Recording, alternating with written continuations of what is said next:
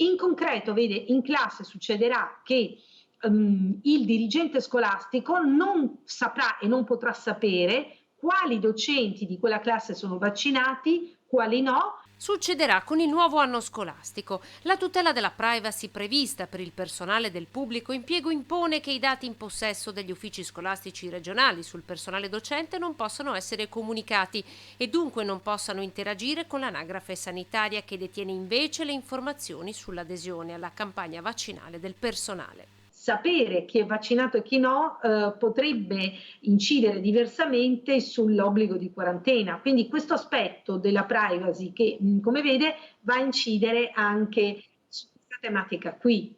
Un tema delicato ma sollevato con forza dalla dirigente dell'ufficio scolastico regionale Carmela Palumbo, che pur avendo in mano dati buoni sul fronte delle vaccinazioni, quasi il 90% degli insegnanti è già vaccinato, conferma il ritorno di tutte le misure anticontagio anche per il prossimo anno.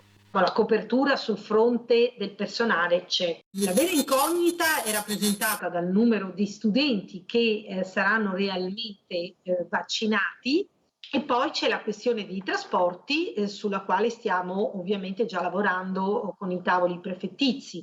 Quello che posso dire è che se le linee guida nazionali prevederanno come probabile l'80% di riempimento dei mezzi con il 100% degli studenti in presenza, noi non dovremmo avere problemi. Di certo la scuola non si farà trovare impreparata almeno dal punto di vista del corpo docente. Da lunedì prossimo partiranno infatti le nuove nomine in ruolo, 4.000 in tutto il Veneto.